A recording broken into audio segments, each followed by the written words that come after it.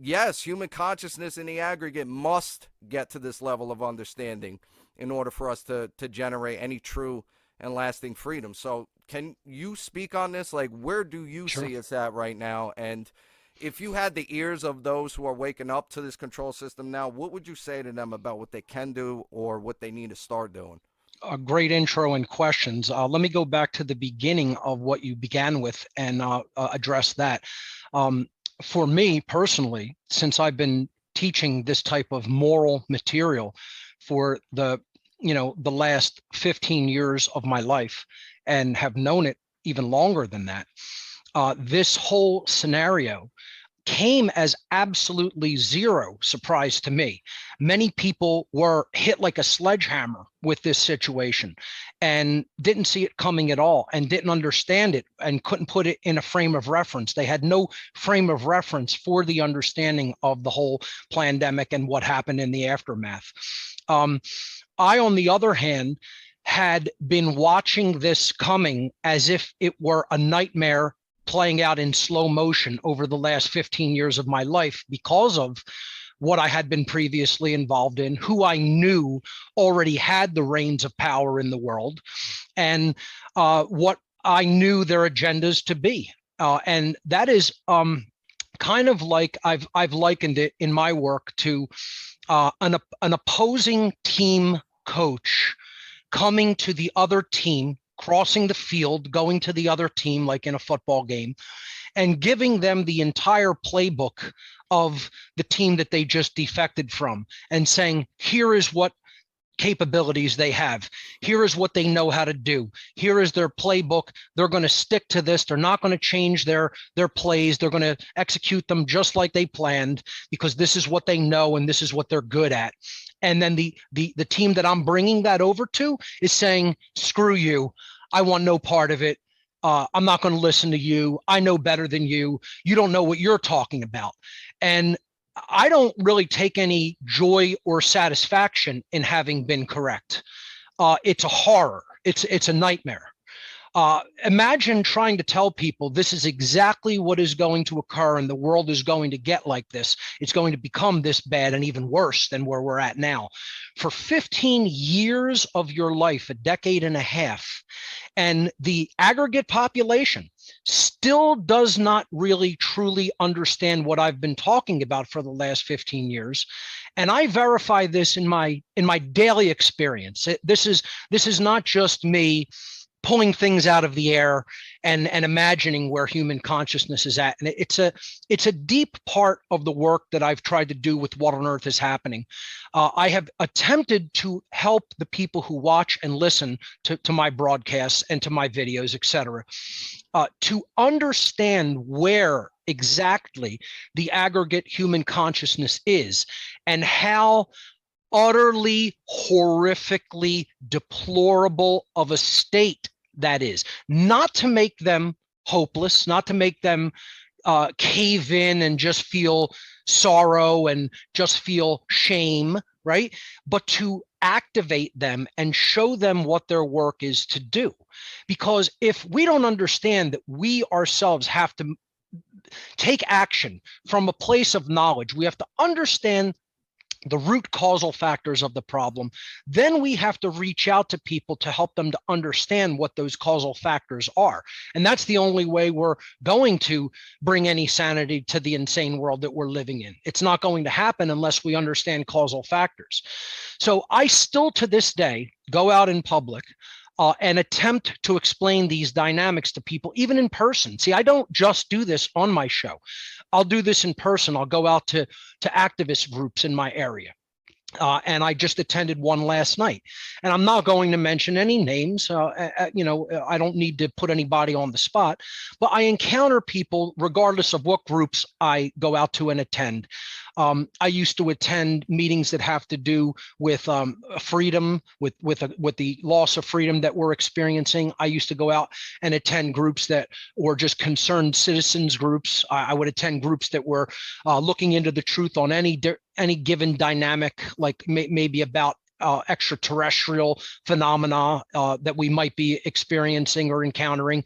So I've spanned the gamut: political activism, concerned citizen activism, freedom activism, exploring the question of whether we're the only intelligent life on this planet, et cetera. And when I speak to people, I see the same overarching psychological dynamics at work in their mindset. It hasn't changed. It's not changing that much. It might be changing a tiny little smidge, to the point where they're at least willing to consider some of these ideas, whereas in the past they would shut down completely and go glassy-eyed. Now they're at least willing to at least consider, but you can very quickly gauge their level of understanding. You could very quickly see where they're at in knowledge and how much they have studied about what truly really matters to the dynamic of human freedom. And I see the same dynamics over and over and over again, which I'll bring up as a response to your question: where do you see people at right now? And I see them at the same basic place, that they are at a level of a complete lack of understanding that there are laws in the universe that govern the state of human freedom. They do not understand that dynamic, and they are unbelievably resistant to that dynamic. They do not want to accept the truth regarding it, because they don't want it to be true that there are laws that govern our behavior in nature and bring us the result of the behaviors we have put out into the universe, into our world, and then bring us the consequences to experience the end result of the behaviors that we have put forward collectively, aggregately, as a species, because they do not want to believe that there is a force or an intelligence capable of giving us those consequences. They want to believe we can act however we want in the world, as long as we don't get caught by our fellow men and women, and there will be no external consequences brought upon ourselves as a result of what we have done. So if you really get down deep into it, at the core of their ideological framework, there is moral relativism. They still do not understand and or accept that there is an objective standard of morality, an objective standard of right and wrong, that these are not constructural ideas that exist in the mind, that they do actually exist in nature itself, and that unless we understand those laws and those dynamics, we are totally co-creating as a species completely unconsciously. And I attempt to bring this discussion forward with them, and I see very, very, very, very, very little progress taking place. The bulk of human beings, whether they are atheists or not, whether they even claim to have a religion, whether they claim to be spiritual, whether they claim to be totally a-religious and a-spiritual and identify with atheism or not, most people in the world believe that there is no objective moral standard of behavior, and that people, and in any given place or time in the world, may arbitrarily decide what right and wrong is for their selves and their own group of human beings that they're living in that geographic vicinity with, or their whole cultural region. That we may be the arbiters of what we determine acceptable or unacceptable behavior. And that is what I find, number one, overarchingly, to be the most destructive dynamic to human freedom, is that most people still to this day are morally relativistic and refuse to accept that there are moral laws in the universe that govern their state of freedom and govern overarchingly all of humanity's state of freedom as a species. They will not accept it. Now, the question becomes, what can we do to move them in the direction of moral objectivism and the understanding of natural law as the dynamic that actually is going to work with our free will to give us the result consequentially of the behaviors that we put out into the universe, because that is unwaveringly true. That is how the dynamic works. And people always go into the questions, how do you discover this? How do you know this? How can it become to be known? They want one book that is the definitive authority, and natural law does not work like that. Never has worked like that, and never is going to work like that. Natural law is revealed to humanity by the dynamics, the observable dynamics that are already taking place in our world. This is how any true scientific discoverable dynamic in the universe works. You could say, where is it written down of how gravity works? If I take this object, these eyeglasses, and I let them go, where can you prove through a book that they fall toward the down direction, right, toward the center of the earth? There is no book that proves that to us.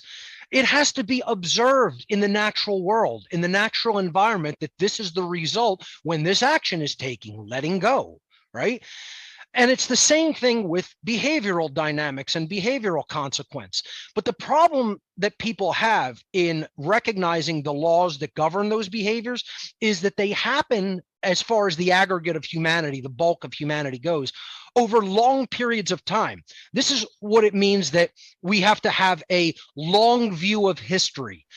In order to understand consequentialism and natural law, you have to understand historically how this dynamic unfolds as aggregate behavior moves in a certain direction.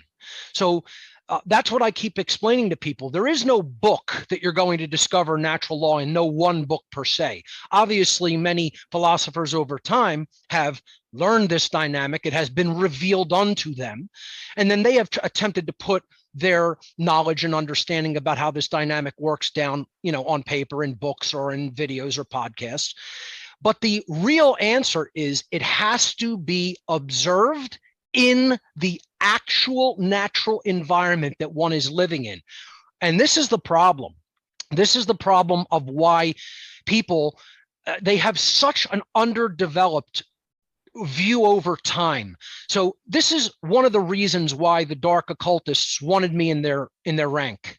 They saw that I had what is generally known as systems level overview understanding, right? Meaning you can look at an entirety of a system and through observation of the existing dynamics of that system, project where the outcome or the consequences, you could say, or just the state of that system would be after an extended period of time. In the modern world, the people who have jobs that do this stuff are called actuaries. So actuarial studies do this. They program in an enormous amount of variables into supercomputers, and they study a dynamic about, let's say, how is an insurance company going to have to, leverage to different bets in their business over time, right? Or how is a stock exchange going to have to, invest or buy certain things, sell certain things over a long period of time, and they are able to run these scenarios and outcomes and determine over often long stretches of time what the right actions are going to be for said company or enterprise, and they are paid enormous amounts of money to do this, so that they're essentially basically giving future predictive scenarios to high-level companies and businesses to be able to say, here's the actions you're going to have to take if you want to succeed long term. So this is what certain people seem to have developed within themselves. They have long time systems level understanding of systems dynamics. And the system that we're talking about here is what is the behavioral result of an entire species over a long period of time. Once, if they're behaving in a certain direction, which way is this going to go? If they're behaving in a completely different direction, then what will be the outcome? And that's what I find the general overarching problem of most human beings is they do not have enough holistic intelligence. They haven't developed their holistic intelligence regarding systems dynamics over time. They see things only from their tightly limited perspective in the present moment. And that's all. They can never really extend their view outside of that. They have enormous tunnel vision on one little point in time. And that prevents them from seeing big picture heuristic thinking. They can't cognize at that level. And if we're going to make any headway as people who are going to bring their insanity regarding how they see the world to a place of sanitization, of cleaning it and refining it and getting it up to a higher level of understanding, we have to explain to them that they have to let go of all of the egotistic, egoic, constructural ideas that aren't benefiting anything that they say that they want in life. A person will say, I'll ask a person, you claim to want to be free. You want freedom. You don't want coercion. You don't want people stealing from you, right? And they'll say, yes, absolutely. That's the state of existence that I want here. And then in the next breath, they'll tell me, I don't believe in objective morality. I'm a relativist when it comes to that. I think right and wrong are constructural ideas only. And then they'll ask even the question, they'll go so far as to ask the question, why would any given action be considered morally right or wrong? And I'll say, well, would you want somebody to jump into this room right now unannounced and just smash a chair over your head and crack your skull in? You wouldn't want that to happen, correct or incorrect, right? Nobody wants that to occur, right? So how could you consider that a completely amoral behavior, neither a right behavior or a wrong behavior? I can't fathom for myself that anybody can hold on to an idea so stringently and so incorrectly that they still believe in amoral relativism. Just that everything is relative, that there is no objective right and wrong, and would then claim in the next breath, well, I'd be very, very harmed by that behavior, so of course I wouldn't want it to happen. Well, that's what makes a behavior either moral or immoral, whether it initiates harm or it doesn't initiate harm. They'll claim, I want to be free. And then in the next breath, you ask them, does the idea of authority hold any legitimacy, any moral legitimacy? And they'll claim that it does, that authority can exist in the world and freedom can exist simultaneously. And these are the main ideological points that we have to just hammer on. The effects of behavior are observable in the physical, the 3D natural world domain. They're not constructural ideas. When I perform a behavior and it initiates harm, that harm exists in the physical domain. Okay? It's not just an idea, right? That somebody invents or theorizes, right? Somebody comes with a chair and smacks it over somebody's head and cracks their skull. Damage was done to someone else's skull that doesn't belong to the other person. That's called assault. That's why it's one of the transgressions against natural law. Okay? Of course, nobody wants anything like that done to them.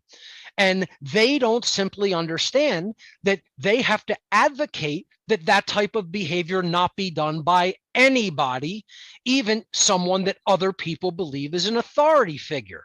If you don't want to be coerced, see, the root of all control over other people is coercion, ultimately. It's violence and coercion. Those are the two dynamics that have to be clearly understood. What is violence? Violence is the initiation of harmful behavior against another sentient being. In so doing, you are violating their natural rights to remain unharmed. That is where the word violation and violence come from violating existing rights of other beings, of other sentient beings. And then there is coercion. Coercion being a form of violence, meaning you are saying to the other person, I am removing your freedom of choice. You have no choice to do what you want to do. You must conform to my will and my claim over as authority over you. And your behavior must conform to my will and my wishes. Okay, regardless of what they are. They could be completely arbitrary, but I'm claiming authority. This is the root of all authority. And I would claim, and I would be correct in the claim, violence and coercion are the two dynamics that ultimately define slavery. And this is what people have to start bringing up to everybody who claims that any form of authority or government is legitimate in nature, is morally legitimate in the natural world. Nobody believes that authority is voluntary. No sane human being believes this. They know that it's coercive, that it's a demand, that it is not a suggestion, that laws aren't suggestions, that they come with violent consequence should one say, I'm not doing that, right? And this then will bring us eventually to the natural law principle of self-defense.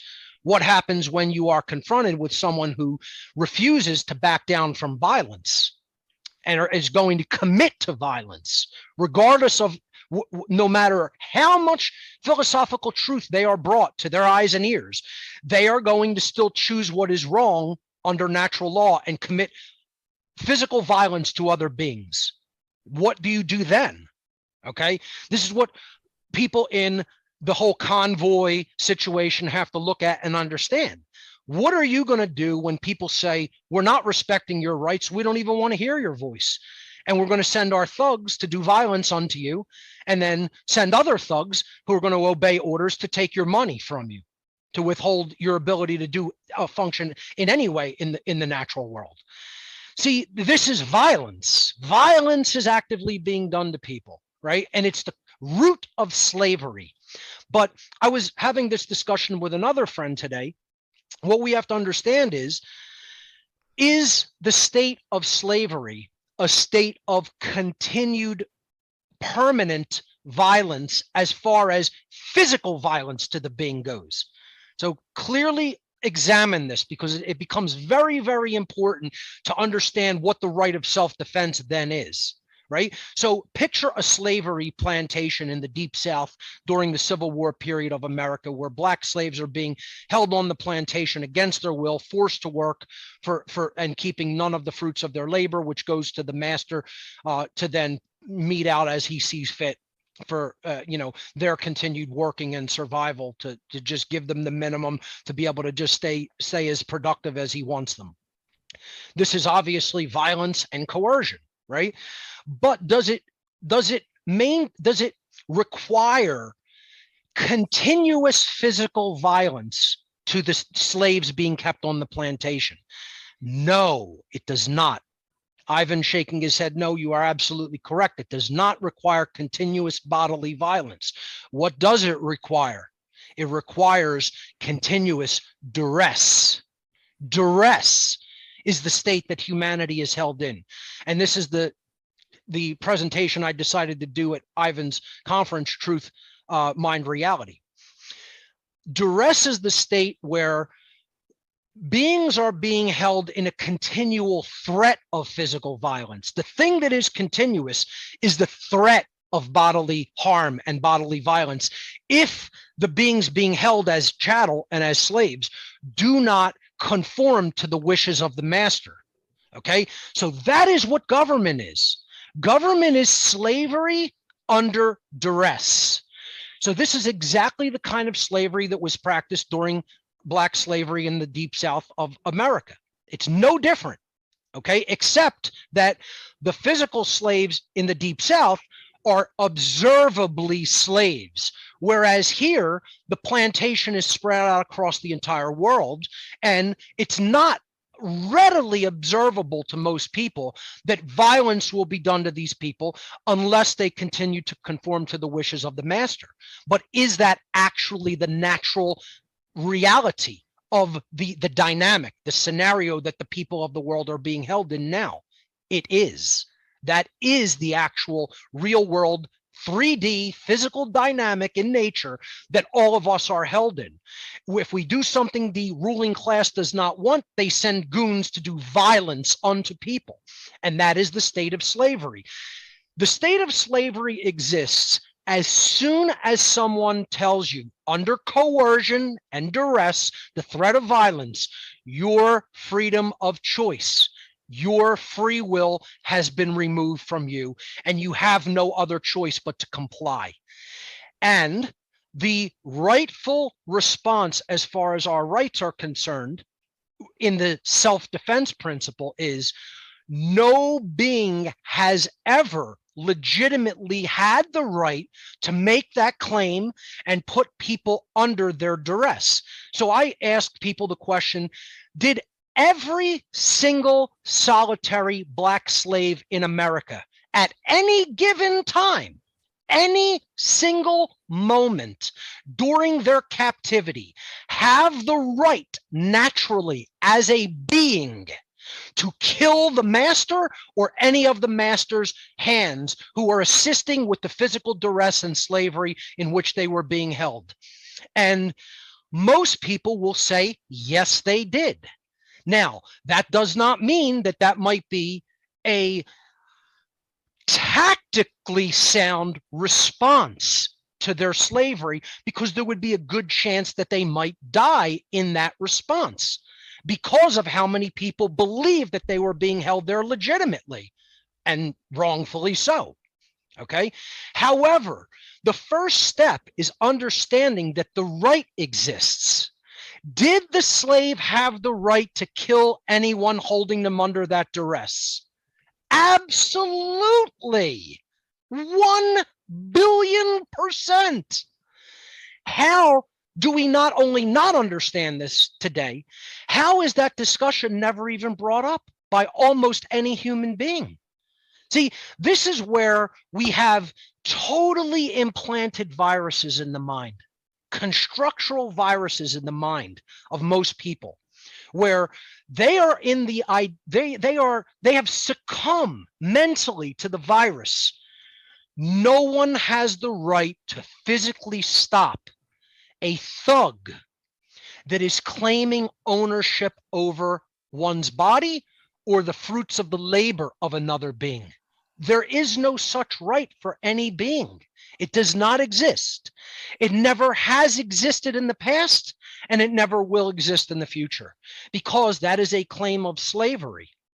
And slavery has always been morally wrong, and slavery, when it is being enacted, always should be put down brutally and ruthlessly. And see, this is where the New Age movement and religion has destroyed freedom. They have continuously told people that there is never a right to conduct harm against someone else. Notice the definition of what violation of rights are, what wrongdoing is. A right is an action that does not initiate harm to another sentient being. A wrongdoing is an action that does initiate harm to another sentient being. No one is claiming that you have the right to initiate death to another human being or incredible harm to them. It's a matter of who started it. Who did the initiation of coercion? Who did the initiation of violence? If a slave responds to the slavery that they're being held under with death to the master. So in other words, if a Black slave in Virginia during the slavery era of America leaves the field that they're sleeping in, goes into the master's house and kills the master in his sleep, did the slave just perform an act of violence against the master? No, absolutely they did not. Did the slave conduct a rightful act that they had the natural right to conduct? Yes, they did. If you don't understand that, anyone watching, if you don't understand that, anyone listening, You're simply wrong.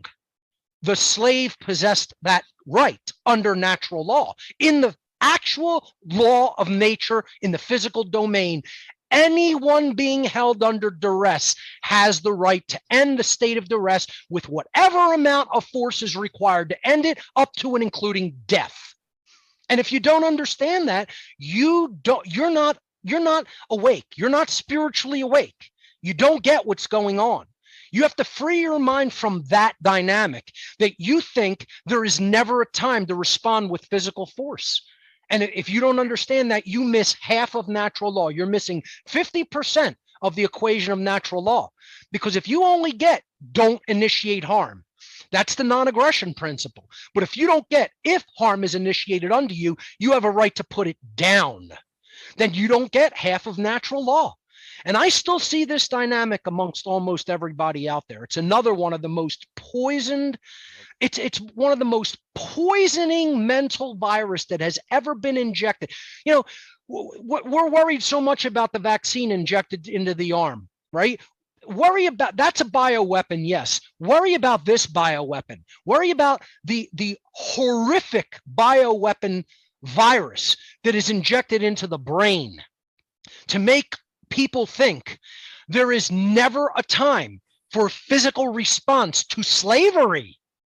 You know, we have to get people to that level of understanding. If we don't get them to that level of understanding, the masters of our reality, the governments of the world, the occultists that control those governments, are going to take the entire planet without a fight.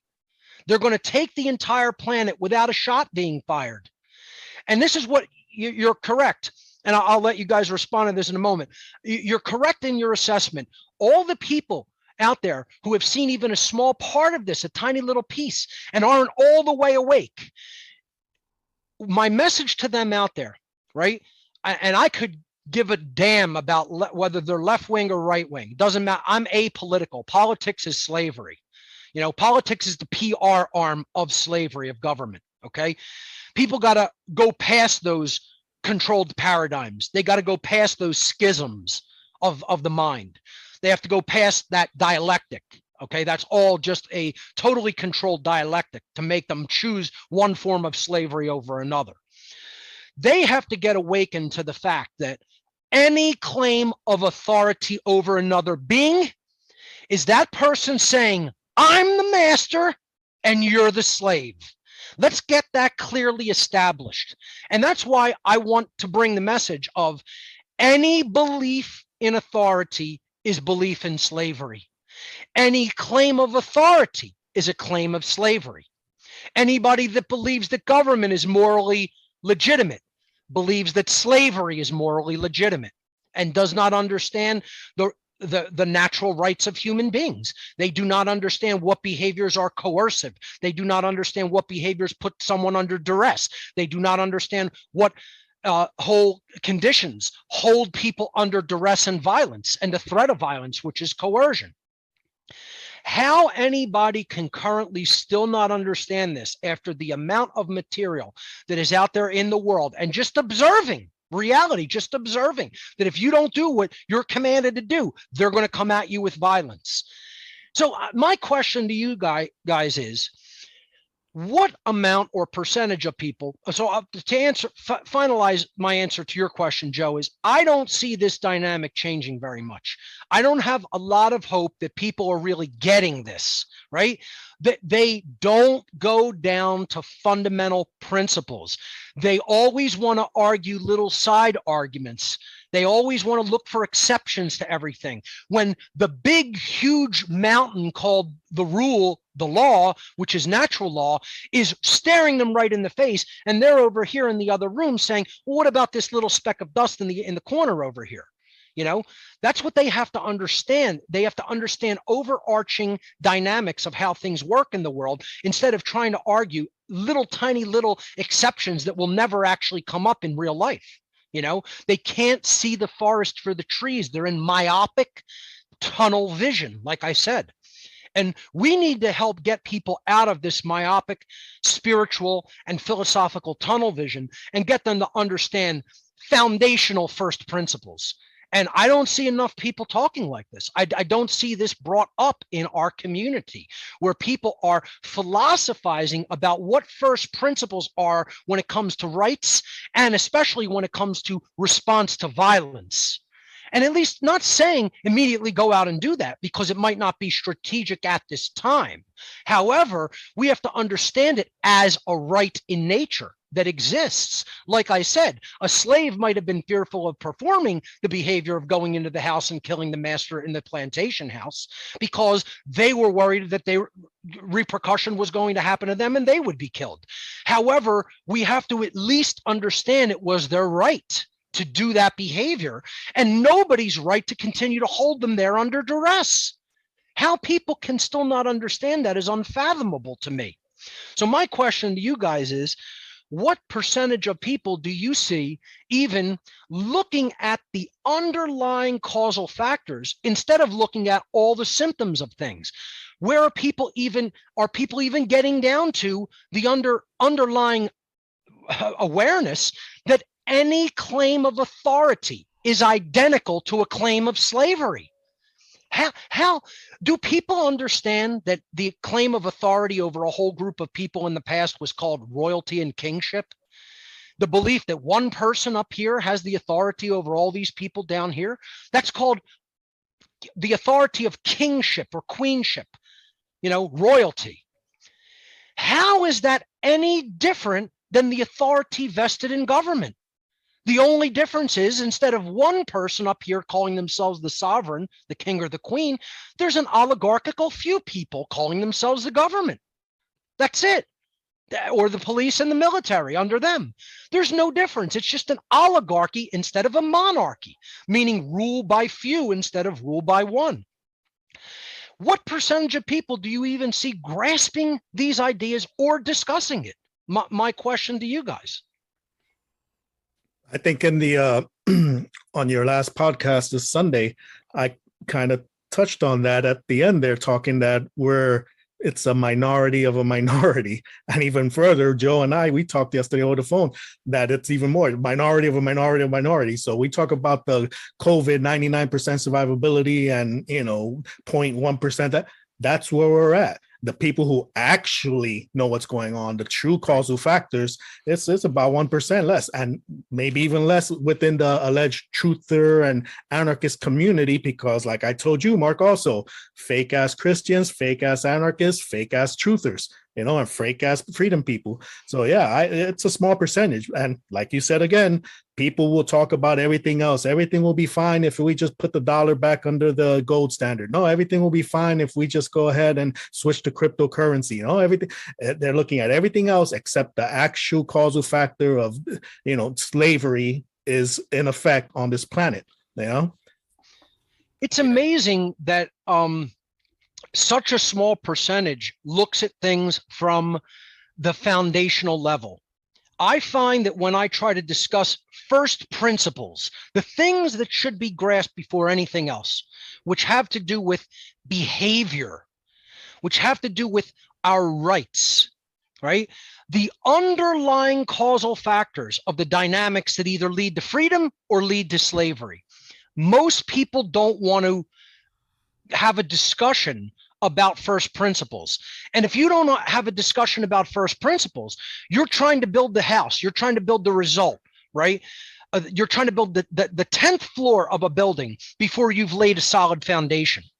And that's going to crumble into dust. Nothing is going to come of that. There can't be any good consequence that comes of building the 10th level of a structure before you've even laid the foundation of the structure. As a matter of fact, it's impossible.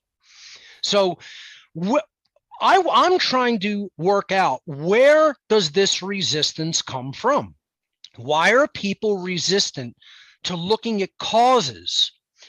And it's because they realize that the causes are going to address long-term problems that often will have things that you have to do to set your understanding of those causes right, that are going to lead to a lot of discomfort and shaking up of things in their lives. And what people want is they want short-term stability in their lives. They don't want long-term foundational stability. They want to avoid in the instant moment with their myopic tunnel vision, head down, looking at one little speck of time. I want to avoid pain in that tiny little framework of time. But when you look at the whole scenario, the whole systems level dynamic over long swaths of time, as I'm talking about what I consider myself very high level at doing, and most people are terrible at doing this, right? When you look at that whole dynamic over a long period of time, it's filled with nothing but unimaginably enormous suffering for everyone, right? But if you accept in the short little speck, that tiny little speck of time, you accept discomfort. You embrace the idea that I may have to suffer in the short term to get the long-term goal accomplished. Then if everyone does that in the aggregate, the long term is not going to be filled with pain and suffering. It's going to move inexorably closer and closer to the state that humanity says it wants, which is real freedom. The problem is we have to overcome the programming and base animalistic instincts to only want to reap the rewards of short-term comfort and to accept short-term discomfort to accomplish a long-term goal. Dude, fucking amen, man. You absolutely nailed it. You said so much shit that I could go back and forth off of. But like, dude, you're spot on with the mindset, especially of people in this so-called community of ours. The moral relativism is absolutely rampant. And like you said, I make that point all the time. Like, how can people in the so-called anarchist community claiming to be anarchists and don't believe in objective moral, don't know? Yes. My belief, don't know that there is an objective difference between right and wrong behavior. What are you basing your philosophy on? Why we should be free for then? Of course. It's so fucking retarded. And when you were talking, man, it really hit me like how ridiculous it is that you even have to explain this, you know, the people that claim they want to be free. This is almost all I've done for the past few years while attending freedom activism in the Philadelphia area in person. So when I'm not doing this type of work, you know, digitally, you know, in cyberspace, right, and or putting out my own content, I will attend activist groups and meetups in this whole region that are claiming that they are aware of our loss of freedom and want freedom to be restored. And I'm going to say not all of them, not everyone. I don't want to make a blanket statement. Some do understand this dynamic. However, I would probably claim that about 2 out of 3 people do not understand it and continuously argue for there's no higher laws, there's no objective standard of right and wrong. Mankind can make those things up. We can arbitrate them on our own by whim, by what our preferences are. And my work in person with people like this is to sit them down and have a base level philosophical discussion about first principles. And it usually comes to, how does anybody, the discussion usually goes to this point: how does anyone feel about being harmed and injured?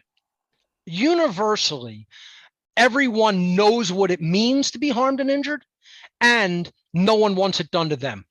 So if I say, do you want violence conducted upon you in the next moment? Like in 60 seconds, if I could guarantee violence will be done unto you in the next 60 seconds, will you say yes or no? Everybody will say, I don't want it done to me.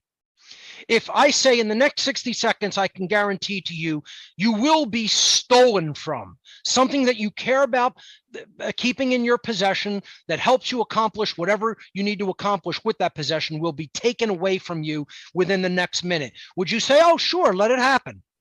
Every single solitary person is going to say, no, I don't want that to happen to me. If I could guarantee in the next 60 seconds, someone could come into the room, we could produce someone that will rape you, okay, against your will. You will not want to engage in the sexual activity with them, yet they will force it upon you and rape you. Every single person in the world is going to say, I don't want that to occur. Yet we will then, in the next breath, humanity will claim rights or actions are just relative, and we could arbitrarily decide what behaviors are rights or wrongs, and they could change. They could change according to preference in any given geographic vicinity called a jurisdiction. They could change over time, meaning it could be wrong to go into a business unvaccinated one day and be fine the next day, and then change back to being wrong. Imagine that people believe someone has the right to arbitrarily set these decrees, that they are the lawmakers, right? So I was explaining to people, one, right and wrong do not change over time. They don't change with respect to location. They don't change with respect to preferences, right? That's called moral relativism. And that's the entirety of the problem that we're experiencing is people believe they can arbitrarily dictate and decide for themselves what right or wrong is, when in fact it's an objective, unchanging standard of behavior. Then they'll ask, well, if it's an unchanging standard, what behaviors violate rights? What behaviors are wrongdoings? And then their views are colored wrongly by religious beliefs. And then people will start saying, well, it's wrong to engage in this type of activity or this activity because the church frowns upon it, my religion frowns upon it, etc. And they believe in these ridiculous notions of sins, like the 7 deadly sins of the Christian faith, right? The 7 deadly sins: pride, gluttony, sloth, lust, anger, jealousy, greed, right? All vices. None of them behaviors that are conducted against another person's rights, right? Pride, internal. Two people do not have to be engaged in pride, right? That's an internal dynamic. So if I engage in counterproductive pride, I would say normal pride is actually healthy. If you're really very good at something, you should take pride in what you do if you're actually good at it. If you're actually very competent. Counterproductive pride means you think you're really good at something and you're actually not, and you're boasting, and that's not really good for you or anybody else, because then you're telling them something that's wrong and they might have faith in your ability and you let them down, right? So counterproductive pride is a vice, right? But it's internal. Then gluttony, internal. You eat too much, you can get sick. Sloth, laziness. Now, in a time of tyranny, that can become a problem for others and a wrongdoing. However, all things being equal, that's an internal vice, okay?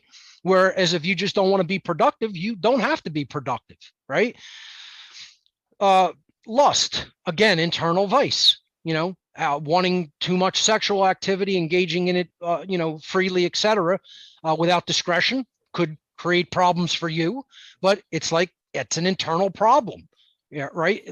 So just having that type of internal vice isn't necessarily harming someone else. Right. These just aren't the most enlightened ways of thinking, but they're not initiating aggression against anybody. Correct.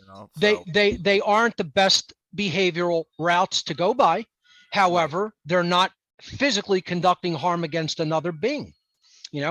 Pride, gluttony, sloth, lust, anger. Again, an internal dynamic could be positive, could be more negative to the self.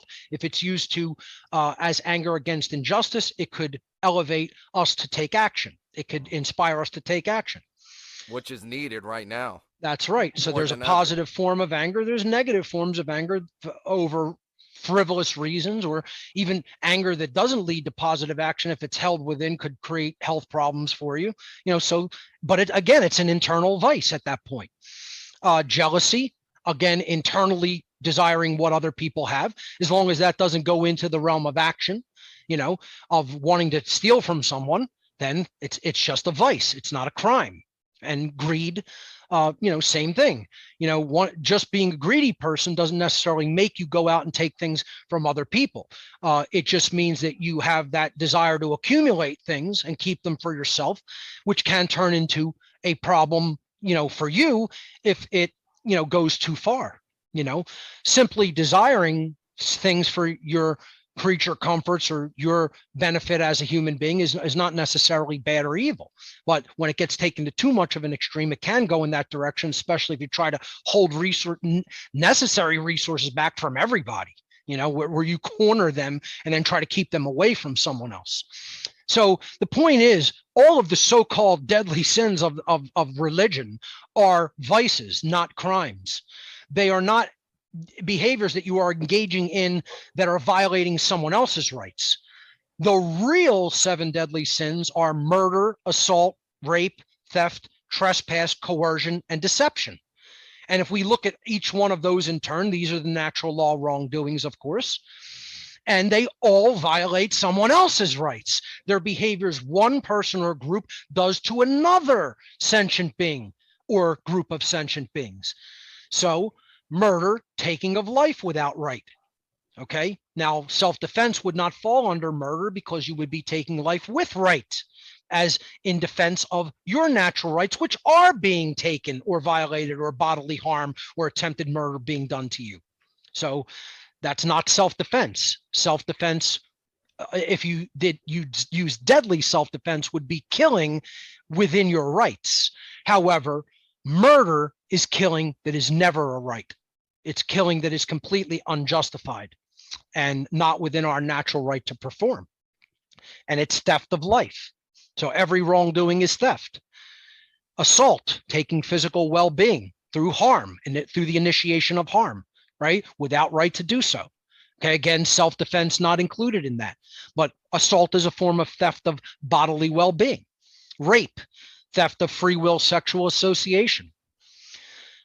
Theft, simple theft, stealing of property without right, stealing of something you don't rightfully own. Coercion, the stealing of free will without right. Trespass, the stealing of safety in one's lair without right. And deception, I'm now calling, instead of using lying, which is a softer term, and then I was using the term willfully lying, like deliberately lying. You could still deliberately lie and it not really have a lot of moral consequence. If I deliberately tell my partner that I like the shoes that she bought and I don't particularly like them, it's a very small, venial little white lie, as they call it. That's not deception. Deception takes a whole different connotation when it comes to speech, harmful speech, where I'm deliberately trying to mislead you in something that matters in your life path, where you have to make an informed decision with correct information. And if I have the correct information, but I deliberately deceive you as to that correct information, then I'm really doing a wrongdoing to someone else. And that's what politicians do constantly. That's what the ruling class does constantly, is deceive. They are deceivers and manipulators. So deception/manipulation with deception is the last of the 7 real deadly sins. But the important one that really underlies everything, obviously, it's theft is the foundation, right? But every other one, if you look at it, it's a form of coercion. Coercion means you're doing something against someone else without their consent. There has to be consent for the behavior to be moral. Any action that is taken that is a right is taken with consent, okay? And if we don't understand, government is not consensual. It's a demand. It's a decree. It is something that is dictated, right? And people will say, oh, no, it's voted on. No, but once it is voted on, it does not matter whether it is right or wrong. Then it becomes a decree. That's what makes it coercion, that no one has a right to refuse. If no one has a right to refuse a tax, that's coercion and therefore slavery. The refusal is backed by violence. That's coercion and slavery.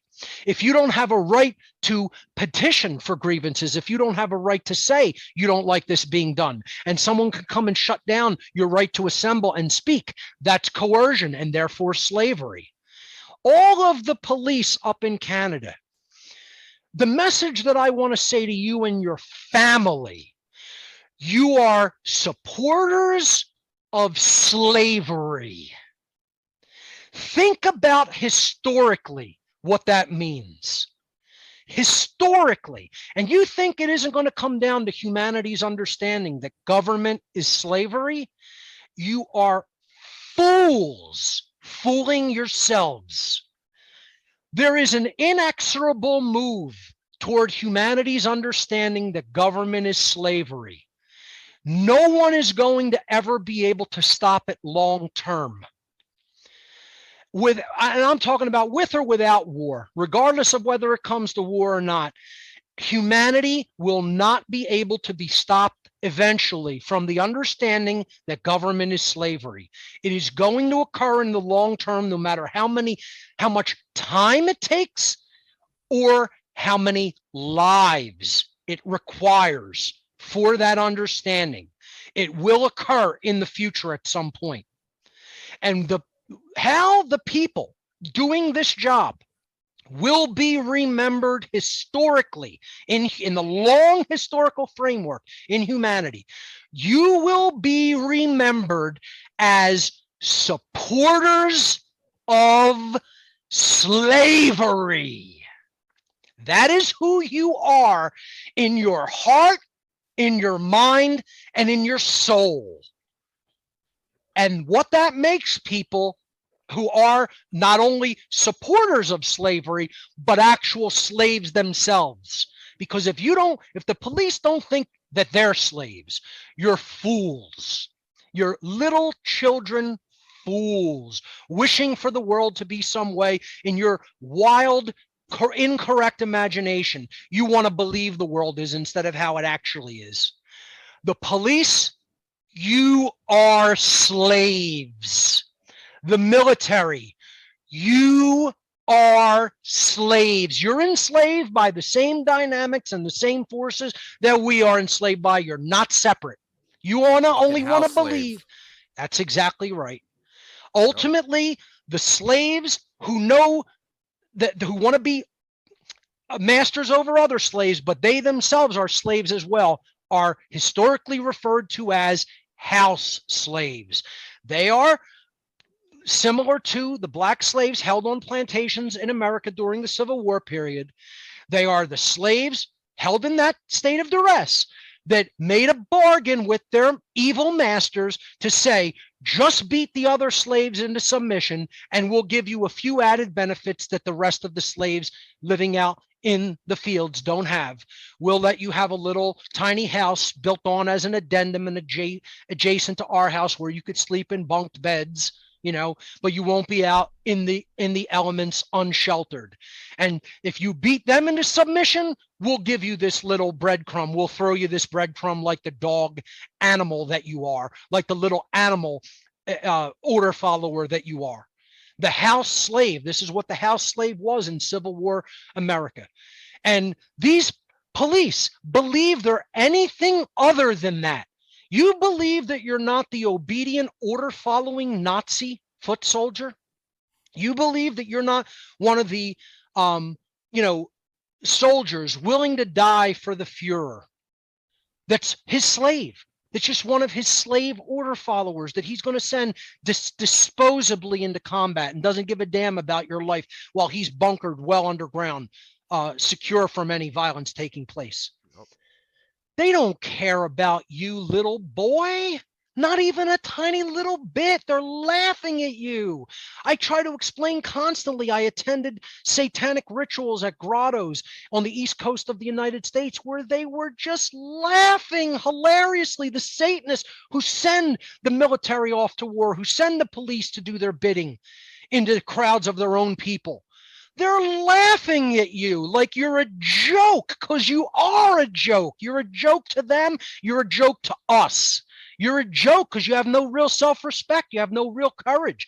You have no real courage. People who don't stand up to the master are just cowards, cowardly losers is all people like this ever are and ever have been. And you need to hear it. But again, how many people have ever said that to them?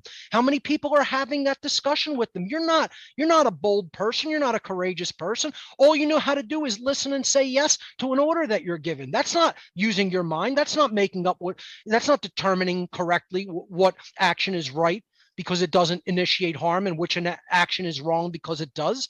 You're taking that which doesn't belong to you. You're coercing other people. You're doing assault and violence to other people at your master's behest. You know, you're trying to take away other people's rights of freedom of speech and assembly and airing of grievances. How dare you? How dare you? You don't have any of those rights. You can't be granted any of those rights because they are not rights. Every one of those behaviors that I just described is a wrongdoing, and no one has them. And then they can't be granted to anybody to perform. This is the problem. People out there, even in the freedom community, even in the right-wing community, you guys still believe that certain people have special rights that other people don't possess and can go and do violence to people that the average person is not allowed to do. Well, nobody's allowed to do those things. There's no special exceptions and special rights because you went into an institution and got a badge and a uniform. You don't get extra rights just because you claim you're following these people's orders under authority. You're wrong. Your actions are wrong because your understanding is wrong. See, that's why a right is called a right. It's correct. You learned correctly what the moral behavior is, and that's why you can take that behavior, right? You determined correctly. You got the answer right. And that's what leads to moral behavior. If you get the answer wrong in your understanding, it leads to immoral behavior. That's why something that is wrong, meaning incorrect, leads to something that is wrong, meaning immoral. So these are some of the dumbest people among us, and it just needs to be said that way. It doesn't matter how intellectual you can be. You can have a high IQ and still be dumb. People don't understand that. Intellectual measurement is not the same as holistic understanding, holistic intelligence. Police could become detectives with high intellect and still be very, very, very, very, very stupid people. And they have to be told this. They don't believe this. They believe they're smart. They believe they are intelligent. They believe they know dynamics that are going on in the world. And they're some of the most incorrect, wrong, dumb, stupid people that I have ever seen in my life. And you guys need to get your heads straight. You need to listen to understanding and reason. You need to listen to the voice of wisdom. You need to understand what is right from wrong, and you need to become holistically intelligent because you guys are dumb. You guys are cowards. You're dumb cowards. This is the message to every police officer.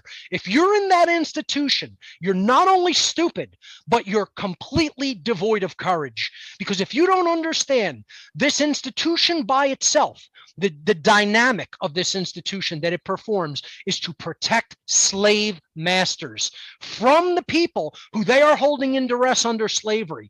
And your job is to continue slavery on earth. That makes you, not understanding that makes you one of the dumbest human beings, one of the dumbest souls alive. And it has to be said to people like this. We got to stop throwing softballs out there to people. We got to put hardcore, foundational first principles before them. And if they will not accept it, we have to at least put on the table, you're just dumb. You have to learn more. You have to become not stupid. You have to get rid of your stupidity that you're clinging on to because you're simply wrong. There is a correct answer. It's not a matter of opinion. You're engaging in a matter of opinion when you think you have rights that you don't. And you're wrong. That's what makes the behavior wrong. And that's what makes you incorrect regarding the behavior. They can't and won't see this because they're tied to the ego of being right. If the power of the ego could be summed up in one basic overarching phrase and understanding, it's I refuse to accept that I was wrong, and I refuse to accept that I was fooled into being wrong. How anybody can still to this day not understand that to even institute authority and claim this being is the authority over this being, and they have the right to do violence if this being refuses to engage in the behaviors that have been decreed for it. How can anybody to this day still not grasp that that is slavery? We have to understand covert slavery is still taking place in the world, and it is done under the banner of government. We are engaged in covert slavery in our world. All of the police in every single country on earth is an agent of slavery. Whether you know it or not, it doesn't matter whether you agree. If you disagree, you are wrong. The end. There is no matter of opinion on it. There is a point of fact actuality about it that exists in nature that you have not yet come to the correct understanding of. This is what has to be explained to people. And the reason that they're still doing all these behaviors is the voice of the lie, the voice of the liar, the voice of deception of the ruling class, of the occult priest class, has reached their eyes and ears infinitely more than has the voice of the truth. The voice of the truth is operating at this tiny, tiny, tiny level on extremely low volume. The voice of the lie is up here. It's this big and it's cranked to 13. Okay. And that is the dynamic that is keeping the world in bondage and slavery. The world is spoken into creation. It's spoken into existence. What we say on an everyday single basis worldwide, the words that come out of humanity's mouth, if they are true and wise and based in first principles and based on an accurate understanding of moral objective principles, what the voice will lead to is order, freedom, and a condition by which humanity prospers and evolves. Conversely, if in the human aggregate, the voice that is being generated and going out there and broadcast on a daily basis is nonstop deception, lies, wrong, just incorrect. What is being put out there is just not true and is wrong. It will lead to immoral behaviors and people's lack of understanding of first principles under natural law. And then what that will create long-term historically in the world is chaos, death, disorder, slavery, and everything that moves humanity backwards. It will not evolve us. It will stagnate humanity in its evolutionary development in consciousness. And this is the lesson that has to be learned by people who believe in authority. You are agents of chaos operating in the world, holding it back from forward progress. You're not holding back chaos. You're engaging chaos. The people who truly understand the state of anarchy of there is no legitimacy to master and slave relationships morally.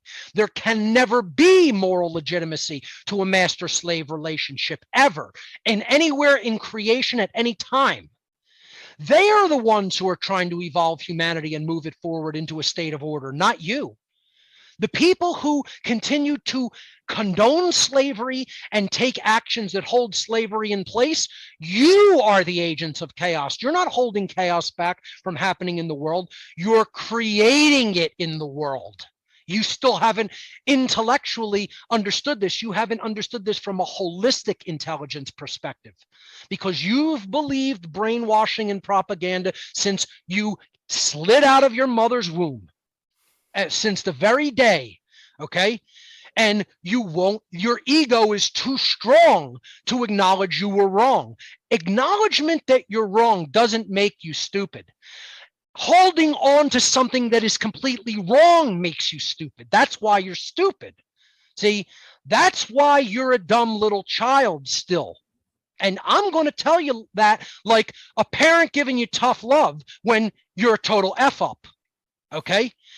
The parent saying, oh, you're just fine and you're going to be okay and you could keep doing the same things when you're a total F up isn't helping you evolve.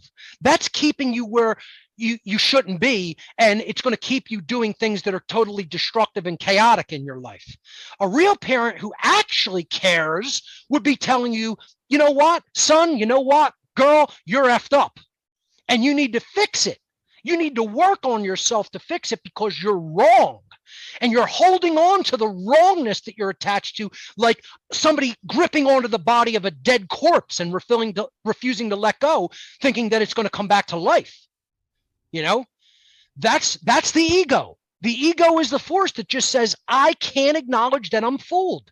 I can't acknowledge that I'm wrong. But do you know what that actually is when you finally do admit those things? When you finally admit I've been fooled, when you finally admit I've been wrong, that's the beginning of wisdom. That's the beginning of knowledge. That's the beginning of knowledge that leads to understanding, that leads to right action. And the people who are clinging on to wrongness are nowhere near that process. They haven't even begun the process of saying, maybe I'm not correct. Maybe I'm the bad guy. Maybe I'm the one who's instituting the chaos instead of actually cleaning it up. You're not bringing sanity or cleanliness to the world. You're not sanitizing the world of anything behaving in the capacity of an order follower. As a matter of fact, all that's doing is throwing more chaos out into the world. You're putting more trash into the world for others to clean up. That's all it's doing. And my question, again, to you guys is, where are the people who are saying this out in the open? Out in the open to people, this is the dynamic. I definitively know how it works, and saying it to the order followers of the world. If we were doing that as a people in the aggregate, obviously you guys do this show, you're trying to put the word out and warn people about this dynamic. But where are the people in mass doing this? What about religious institutions? What about spiritual institutions? Why won't they touch the dynamic of order follower and government? Why won't they touch the dynamic of authority? Because they're cowards. They're not real religious people. They're not real spiritual people. They're frauds. Those institutions are frauds. And they need to be verbally told, you're just a fraudulent teacher. You're not a man of God. You're not a woman of God. You're not a man of spirit. You're not a woman of spirit. You're a fraud. From inception, you're a fraud, because you won't tackle the really hard things that people don't want to hear that'll help move the human race forward. You want to play softball and blow smoke up people's rear ends and have them love you, have them like you so much. You don't want to say hard, uncomfortable truths to people that will actually help them evolve and conquer demonic mind viruses. No, you want them to be comfortable. The things I say are so true and so imbued with the spirit of truth, they should make most people be like, oh, they don't know whether they want to explode in the next second. That's how they should really feel when they're encountering the truth. It should be a purely uncomfortable dynamic that makes you want to go look in that mirror and say, my God, what have I become? My God, if this is even a 10th true, and it's not a 10th true, it's all true. What kind of lowlife am I? And you never did that personal introspection. The people who are in the control industry, the control institutions, you have never led an introspected life for 1 second. That's why you're in that position, because you're a runaway. You're a runaway, like a child who doesn't want to deal with reality. You want the world to be how you believe that it is. See, you're the naive child. There's nothing naive about what I'm saying. I am bringing clear-headed reality through philosophical truths and first principles to people. The people that refuse that knowledge are the naive little children that believe you're somehow going to have order, freedom, prosperity, or anything you say you want without first understanding these principles and putting them into practice in your life. That's the reality of the situation.